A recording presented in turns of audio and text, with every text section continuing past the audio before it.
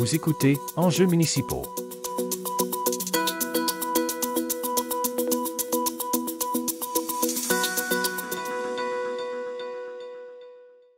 Le changement de fréquence de collecte des déchets dans la MRC du Rocher-Percé a été effectué au mois de janvier.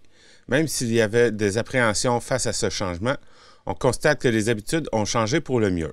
Nathalie Drapeau, directrice générale de la Régie intermunicipale de traitement des matières résiduelles de la Gaspésie, revient sur les 3 premiers mois suivant ce changement. Alors, je suis en compagnie de Nathalie Drapeau, directrice générale de la Régie intermunicipale de traitement des matières résiduelles de la Gaspésie. Bonjour. Bonjour. Vous allez bien? Très bien, vous-même. Oui, merci. Donc, aujourd'hui, on va faire, on va donner quelques directives concernant le recyclage et quelques trucs, tout ça. On va commencer, par exemple, par faire un bilan des 3 mois qui viennent de passer depuis le changement de la fréquence de collecte pour les déchets. Comment ça se passe? Ça se passe très bien. C'est sûr qu'il y en a toujours quelques-uns là, qui ont... C'est un peu plus problématique pour eux, mais depuis mars, en fait, depuis janvier, donc les 3 premiers mois de l'année, on a reçu, je dirais, peut-être une quinzaine d'appels dans le premier mois, mais déjà les 2 autres mois après, on avait beaucoup moins d'appels. Et surtout, on a reçu, au début, il y avait beaucoup de commentaires, tu sais, un peu moins, tu sais, des commentaires qui disaient « Oh non, ça n'a pas de bon sens, ça ne marchera pas, c'est un problème ». Mais après ça, on a reçu plus de commentaires positifs, des gens qui ont témoigné du changement pour eux, qui ont réussi donc à passer à travers ce changement-là. On constate, je demandais à l'équipe, quel est votre constat, là, et on me disait, on remarque que les gens sont résilients, sont créatifs, ils ont trouvé des solutions, ils ont testé des choses, ils en ont parlé entre eux. Lors de soirées d'amis ou de famille. J'ai quelques commentaires ici que je peux vous lire rapidement, mais moi, je composte au maximum. Ça réduit dans le bac vert que je mets au chemin juste quand il est plein. Bravo. Donc, avec le bac brun puis le recyclage, le bac vert aux 3 semaines est suffisant, puis on est 5 à la maison. On a même eu un commentaire, une famille, ils sont 7 personnes, puis qui disait au départ... qui n'était pas très content parce qu'il ne voyait pas comment il allait y arriver. Mais en achetant un 2e bac bleu, il s'est rendu compte qu'il y avait beaucoup de matières recyclables qui se retrouvaient aux déchets. Puis en triant mieux les matières, avec un bac vert aux 3 semaines, pour lui, pour cette famille-là, donc il arrive à respecter cette échéance-là. Donc, en résumé, on remarque que ça se passe bien, puis que les gens ont trouvé des trucs, se sont adaptés. On a quand même vendu des bacs bruns depuis qu'on a fait cette annonce-là. Donc, il y en a beaucoup qui se sont mis au compostage à partir du moment où on a modifié cette fréquence de collecte-là de déchets. Vous avez dit que la famille de 7 ont acheté un bac bleu supplémentaire. Est-ce que c'est vous qui vendez ces bacs-là? Non, les bacs, tout ce qui est bac à déchets, bac de recyclage, les citoyens peuvent se les procurer dans les quincailleries en général.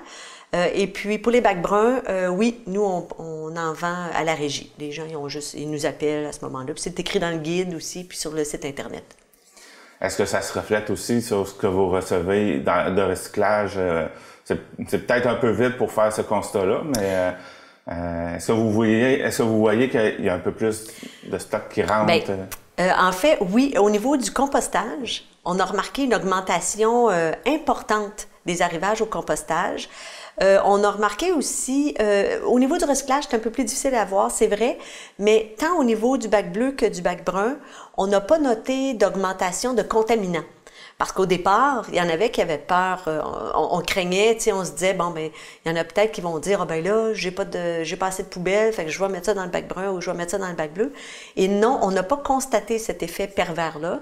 Je vous dis pas que c'est parfait partout, là, on a encore des contaminants qui arrivent au bac bleu, mais on n'a pas noté d'augmentation. Alors ça, pour nous, c'est un bon signe. Puis, tu sais, je parlais de résilience tout à l'heure, mais peut-être que les citoyens, la majorité des citoyens ont fait cette équation-là quand on a annoncé qu'on réduisait la fréquence des déchets de collecte parce que la facture de matières résiduelles explose. Ça coûte extrêmement cher, la collecte, le transport, le traitement, la transformation. Qu'on le veuille ou non, ces coûts-là ne vont pas diminuer avec les années. Alors, on a intérêt à mieux faire à la maison. Quand on fait mieux à la maison, ça se reflète sur le reste de l'équation. Surtout qu'on en a déjà parlé aussi dans une entrevue précédente, mais c'est pas juste que ça augmente, c'est que le lieu d'enfouissement technique se remplit beaucoup plus vite que prévu. Donc, ils vont être obligés d'en faire un autre plus rapidement. Donc, ben c'est ça, c'est qu'il faut qu'on construise des cellules plus rapidement. Donc, tu sais, une cellule, nous, quand on construit les cellules, bon, on se dit, OK, parfait, on pense que, tu sais, avec ce qu'on génère actuellement, on devrait, puis avec le compostage qu'on a implanté, les cellules, 2 cellules devraient durer 5 ans. Mais la dernière fois qu'on avait construit des cellules, ils ont duré juste 4 ans et demi. Là, vous allez me dire, ouais, mais c'est juste une demi-année, c'est pas grave. Non, c'est très grave parce que nous, pendant cette période-là, c'est comme si on payait une double hypothèque parce qu'il faut payer la construction des nouvelles cellules en même temps que ce qu'on doit pour les anciennes cellules. Bref, c'est quand même un coût appréciable, là. Tu sais, des cellules, ça coûtait 1,5 million construire 2 cellules aux 5 ans. Ça revient vite comme facture. Donc, tout ce qu'on peut détourner de l'enfouissement, on est tous gagnants. Alors, ça, c'est certain que c'est la première pratique, puis c'est ce qu'on demande d'ailleurs, au niveau du règlement, c'est la première chose, c'est de trier nos choses. Une fois qu'elles sont bien triées, qu'elles sont au bon endroit, nous, on peut s'occuper du reste. Puis pour revenir à la collecte aux 3 semaines, pour les déchets, ce qui est ressorti aussi comme commentaires, des commentaires qui sont quand même justifiés, mais sur lesquels on travaille, puis on fait ce qu'on peut, mais c'est que parfois, ça arrive parfois que la collecte passe pas la journée attendue, qu'il y a des oublis de collecte, mais quand les citoyens observent ça, ils appellent au bureau. Quand tu appelles au bureau, ça nous permet tout de suite d'aller faire la vérification, de dire à l'entrepreneur, oh, il faudrait repasser parce que là, vous avez oublié un bac à la rue. Nous, on a des caméras et on est capable de voir, effectivement, le bac était au chemin, puis le chauffeur est passé tout droit, puis bon. Alors, à ce moment-là, on peut faire ça. Alors, oui, il y a eu des oublis de collecte ou bien des reports de collecte, mais je pense que l'entrepreneur est en train aussi de s'adapter à ça, là, mis à part tous les autres problèmes qu'il peut avoir là, au niveau de camions fonctionnels ou d'employés présents. Mais ça fait partie des éléments qui peuvent devenir un irritant. Quelqu'un qui dit « Ouais, mais je le mets, là, mon bac, il est aux 3 semaines, mais là, il est plein. Là, puis là, en plus, le camion ne l'a pas ramassé. » là. Alors, je peux comprendre qu'il y en a qui peuvent devenir un petit peu impatients, mais il faut nous appeler, puis on essaie de réorganiser ça là, pour qu'il repasse au plus vite. OK, donc même si on voit que, comme par exemple, admettons, où est-ce qu'il y a des blocs appartements, il peut y avoir plusieurs bacs au chemin. Si il y en a un qui n'a pas été ramassé, par oubli ou peu importe, vous pouvez quand même lui demander de repasser pour aller le chercher. On va demander de repasser si effectivement c'est un oubli de la part de l'entreprise de collecte. Si, par exemple, donc, le bac était... ça arrive des fois qu'il n'était pas au chemin assez tôt, hein, je vous rappelle. L'entrepreneur, lui, il débute à 6 heures. Donc, si tu vas mettre ton bac au chemin à 8 heures le matin, ça se peut qu'il soit déjà passé. Il ne faut pas penser qu'il fait toujours la même run, parce que c'est pas toujours le même chauffeur qui fait les mêmes circuits. Donc, il faut mettre son bac au chemin la veille. Il peut arriver aussi que la façon que le bac peut avoir des contaminants.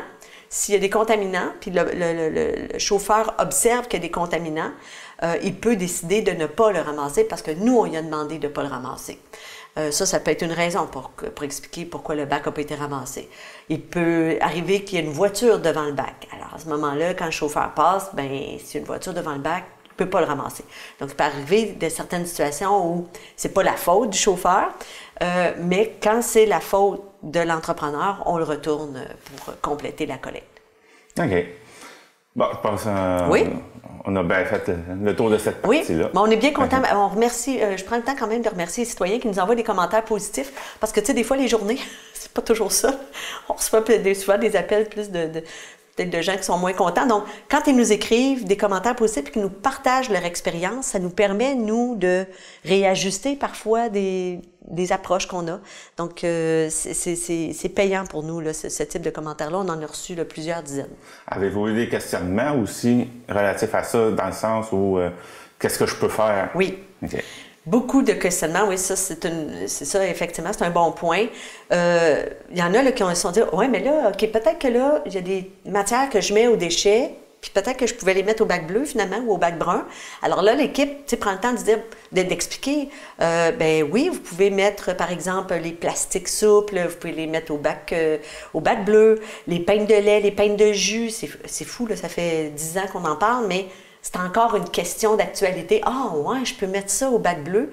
Puis les gens ne savaient pas, là. Les Tetra Pak, là? Oui, Okay. c'est ça. Donc, on appelle ça les contenants de lait ou les contenants de jus. Alors ça peut aller au bac bleu, au bac brun, les Kleenex, les papiers essuie-tout, le papier mouillé, le papier brun, le carton mouillé. Tu sais, on pense des fois, le carton mouillé, oh non, il est souillé, je peux pas, il faut absolument que je le mette au déchet. Bien non, si le carton est mouillé, il est détrempé, tu peux le mettre au bac brun, c'est compostable, donc c'est une matière organique, compostable. Donc, quand tu viens balancer ça, au niveau des déchets, ça réduit de beaucoup la quantité de matière qui se retrouve au bac vert. Papier ciré, lui? Le papier ciré, lui, est encore au déchet. Mais le papier parchemin, lui, on peut le mettre au compostage. Fait que si vous n'êtes pas certain, il y a une application, ça s'appelle Savaou.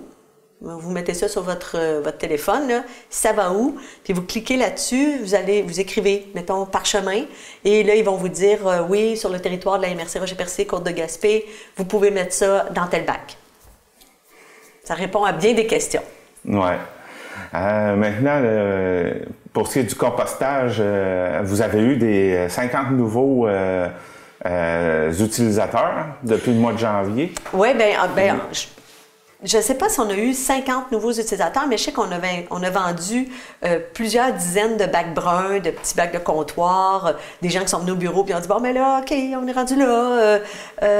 OK, là, on va acheter un bac brun, puis on va ajouter un bac brun à telle place. » Des propriétaires de multilogements aussi, des meubles à multilogement, qui sont venus chercher des bacs bruns. Donc, ça c'est ce qui explique pourquoi on a reçu beaucoup plus de volume au site de compostage, hein, parce qu'il y en a qui se sont dit, bon, ben OK, là, j'embarque là-dessus. Puis en fait, ceux qui ont commencé, dans les commentaires qu'on a reçus aussi, quand ils commencent de façon sérieuse aussi.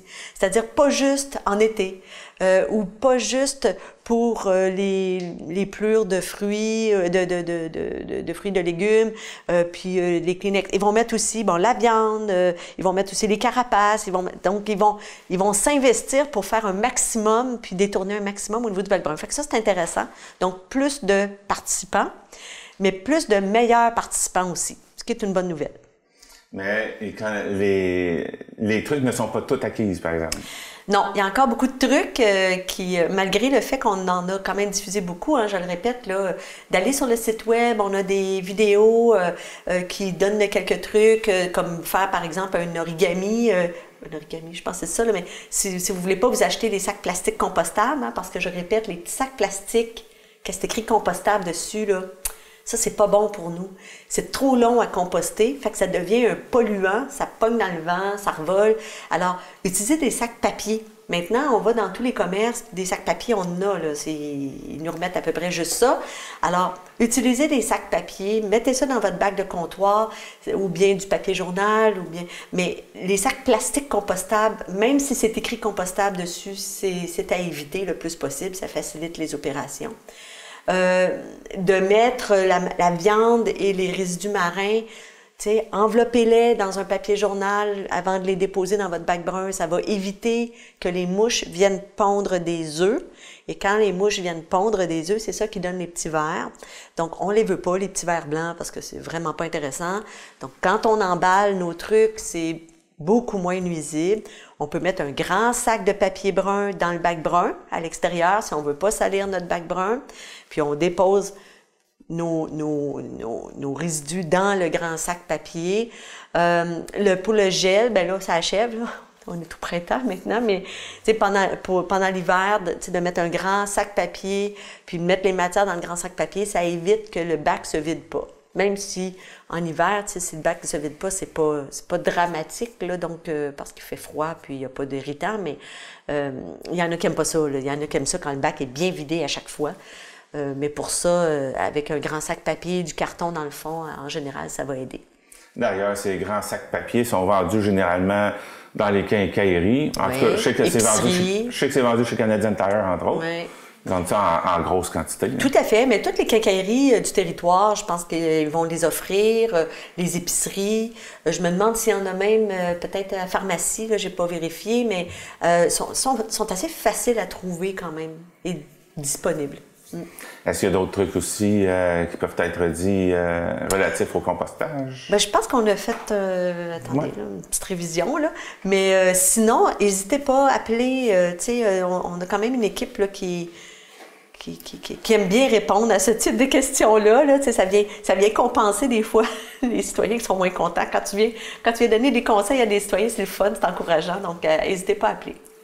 T'as parlé qu'on est rendu au printemps. Ben, justement, printemps, ça veut dire le ménage du printemps, les grosses matières qui vont au centre de tri, puis le réemploi. Donc, vous voulez nous à l'écocentre, oui. Ouais. Oui, ben oui, c'est ça, l'écocentre. Ben d'abord, les écocentres, on les a... ils ont subi des travaux là, dans les dernières années. C'est un peu plus intéressant d'aller s'y promener. C'est mieux disposé. On va avoir des pancartes là, qui vont être installées sous peu.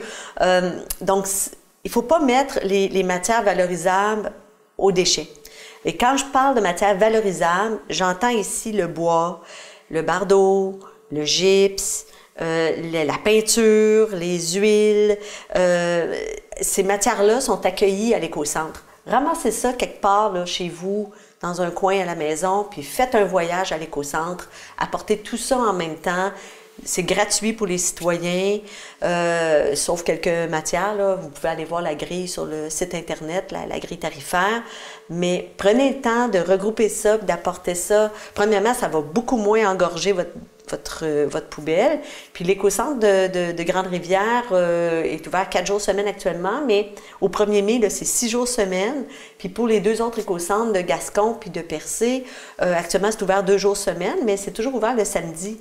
Alors, tu sais, c'est quand même assez disponible, c'est quand même assez accessible. Donc, apportez vos matières-là. Puis quand il y aura la collecte des encombrants à la rue, ça, c'est plus au mois de mai. Donc, si vous ne voulez pas patienter jusqu'au mois de mai, à ce moment-là, vous pouvez aller à l'écocentre puis apporter vos matières-là. Mais ne les mettez pas dans votre bac à déchets. Ça va juste prendre de l'espace que vous pouvez consacrer à d'autres matières au niveau de votre bac vert. Bon, d'accord. Maintenant, on va aller un petit peu à la foire aux questions. Oui, très bien. Qu'est-ce qu'on fait dans les cas de bac brisé? Bac brisé, vous appelez l'entrepreneur en général, sinon la régie, mais allez voir sur le site Internet. Moi, je trouve que la meilleure façon, là, c'est d'aller voir sur le site Internet, vous allez voir les coordonnées. Puis, on a justement une foire aux questions. Quoi faire dans un cas de bac brisé? Alors, c'est important, premièrement, d'appeler le plus rapidement possible. Si le bac a été brisé suite à la collecte, puisque ça vient de se passer, vous avez quelques jours pour nous appeler. Puis c'est plus facile quand vous appelez rapidement, on vous met sur la liste rapidement, puis à ce moment-là, l'entrepreneur va aller remplacer les pièces qui ont été brisées dans le cadre de la collecte. Je rappelle qu'un bac qui a plus que 10 ans n'est pas garanti. Donc, ça a une durée de vie. Là. Le plastique, vous le savez, là, tous ceux qui achètent des trucs en plastique, là, le plastique s'use. Puis nous, en plus, les bacs sont à l'extérieur, le soleil, les intempéries. C'est utilisé quand même assez fréquemment. Alors, il arrive un moment donné où le bac atteint sa durée de vie. Donc, après 10 ans, c'est pas garanti. Avant 10 ans, surtout si le bris a été commis lors de la collecte, l'entrepreneur va faire la réparation gratuitement. Après 10 ans, à ce moment-là, il va avoir un frais. Et concernant le bac brun, est-ce que si, admettons, il est endommagé, c'est pas qu'il a été brisé par l'entrepreneur, mais il est brisé tout court. Est-ce que, vu que c'est vous qui les distribuez, est-ce qu'elles sont vendues ou... Même chose pour... c'est la même approche. S'il y a un problème de bac brisé, à ce moment-là, c'est la même approche. Donc, vous appelez au numéro qui est mentionné dans la foire aux questions sur le site web. Et puis, c'est l'entrepreneur qui va s'occuper d'aller le remplacer ou réparer. Mais, l'achat, tu sais, s'il y a quelqu'un qui n'a pas de bac brun, oui, il appelle la régie puis il vient chercher un bac brun à la régie. OK. Dans le fond, c'est de l'acheter, le bac. Là. Au départ, c'est de l'acheter, oui. Oui, parce que les bacs ont été distribués en 2012. Puis on a laissé 10 ans d'année de grâce. Donc, depuis 2020, les bacs sont vendus. Les bacs bruns sont vendus comme les bacs bleus, comme les bacs à déchets. Mais c'est juste que les bacs bruns, c'est nous qui les distribuons parce qu'on fait des achats regroupés puis ça revient moins cher. Nous, on les revend au même prix qu'on les paye. Là. Les petits bacs de comptoir, on en a aussi. Oui, OK. Oui, même chose à la régie. D'accord. Tu as parlé justement dans le cas, tout à l'heure, si le camion a passé tout droit, ou plutôt n'a pas ramassé le bac. Un oubli. Oui. Mais dans le cas où est-ce que le camion ne serait pas passé. Oui, même chose. Si on pense que... Puis là, bon, je prends le temps de le répéter, mais parfois, le camion, il ne fait pas la même séquence. Donc, il faut être un petit peu patient, c'est-à-dire que si on pense à 6h10, on n'est pas obligé d'appeler à 6h10. Là, donc, alors, mais si à 9h, 9h30, 10h, on dit « c'est drôle, il n'est pas passé », on appelle à la régie, puis Maëlle va faire la vérification tout de suite, live, en direct. Puis il est capable de voir où est rendu le camion. Effectivement, il a peut-être oublié cette rue-là. Puis là, il appelle tout de suite l'entrepreneur. Donc, quand on a un message rapide des citoyens, assez rapide des citoyens dans la même journée, bien, ça facilite les choses parce que le camion est déjà sur la route. Le lendemain, ça devient déjà plus difficile parce que là, le camion est sur un autre trajet. Ça ne veut pas dire qu'il va être capable de repasser dans ce secteur-là. J'imagine qu'il y en a qui ont dû se poser la question la semaine passée, parce que la semaine passée, c'était la collecte du recyclage, mais j'ai vu qu'il y en a qui ont mis le bac vert aussi. Mais c'était pas encore rendu la collecte du bac vert. Oui, bien c'est ça. Le calendrier, hein, puis ça tombe bien que vous pas la semaine passée, cette semaine. Oui, parce que là, il faut bien regarder. Là, il va y avoir des changements dans le calendrier, là, des changements de fréquence. Donc, il faut quand même prendre le temps de regarder son calendrier ou bien le télécharger là, sur notre téléphone, l'application Memento. Là. Donc, parce que ça nous fait des rappels au niveau de la collecte. Mais c'est ça, dans le doute, on fait juste vérifier avec notre calendrier puis s'assurer. Parce que regarder les voisins, c'est peut-être pas toujours une bonne solution. Des fois, on est plusieurs à se tromper. Je le dis « on » parce que moi aussi, je me trompe parfois de journée de collecte. Mais bon. C'est des choses qui arrivent. Oui. Si j'ai reçu un billet de courtoisie, oui. Qu'est-ce qu'on fait dans ces cas-là? Billet de courtoisie, premièrement, on garde le sourire. Parce que ça ne veut pas dire que c'est une catastrophe. Donc, un billet de courtoisie, souvent, c'est une clarification.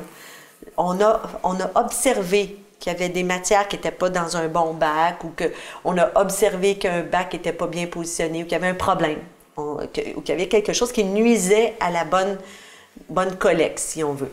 Alors, c'est juste de prendre le temps de regarder c'est quoi le commentaire, de nous appeler aussi parfois pour clarifier ou valider. Ça peut être parce qu'on n'avait pas une bonne compréhension des matières qui étaient acceptées. T'sais, alors, c'est juste de prendre le temps de nous appeler et de regarder ça. En général, c'est un avertissement, puis c'est assez rare qu'on va devoir remettre un deuxième avis au même endroit. Les endroits où on va mettre un deuxième puis un troisième billet de courtoisie, c'est parce que le comportement n'a pas changé. Donc, on en a peut-être, je ne sais pas moi, une centaine d'adresses comme ça sur le territoire où, c'est ça, il n'y a pas eu d'amélioration. Donc, on retrouve beaucoup, mettons, de matières recyclables, beaucoup de matières organiques dans le bac à déchets. Alors là, on va déposer régulièrement un billet de courtoisie qui dit non, il y a trop de matières recyclables dans le bac à déchets, puis c'est un contaminant au niveau du bac à déchets, ça devrait se retrouver dans le bac bleu. Alors, pour ces adresses-là, on va être un petit peu plus rigoureux. Vous parlez de billets de courtoisie que vous remettez souvent à certaines adresses. Il était question, lors de la mise en place de ça, il y a le billet de courtoisie, mais à un certain moment, il y allait avoir des amendes aussi. Oui. Est-ce que vous en êtes venu à donner des amendes à certains utilisateurs? Oui, on a émis, jusqu'à présent, on a peut-être, je pense, une quinzaine de dossiers sur le territoire. Peut-être plus des commerces. Où il y a eu des constats importants. Et particulièrement, il y a des matières qui nous rendent un petit peu moins tolérants. Le carton. Alors, le carton, quand on retrouve du carton à l'enfouissement dans le bac à déchets, dans le conteneur à déchets, on est beaucoup moins tolérant parce que le carton se vend. C'est une matière à revenu. Alors, nous, ce qui est important, c'est que le carton se retrouve bel et bien au bac de recyclage, qu'on le reçoive au centre de tri des matières recyclables et qu'on puisse le vendre, ce carton-là. Quand on le dépose aux déchets, on paye pour sa collecte, son transport vers Gaspé et son enfouissement à 170$ ou 175$ à tonne. Fait que ça n'a pas de sens d'envoyer du carton à l'enfouissement qui va nous coûter, avec la collecte et le transport, 200 quelques piastres à tonne, alors qu'on peut le vendre 100, 110, 120, 150$ à tonne. Vous comprenez? Alors, pour le carton, on est beaucoup plus intolérant. Et on va passer plus rapidement vers le constat d'infraction. D'accord. Et maintenant, un dernier. Si les bacs débordent? Si les bacs débordent, les gens... En fait, c'est arrivé, il y a des gens qui disaient « mon bac déborde ». Alors, qui ont appelé à la régie. Ce qu'on fait, on regarde avec eux. Premièrement, on questionne les habitudes de tri. Puis parfois, on va clarifier certaines... « Ah oui, je pouvais mettre ça là. Ah, OK. » Et ça réduit le volume des déchets. Ça, c'est une première chose. Deuxième chose, il peut y avoir des cas particuliers.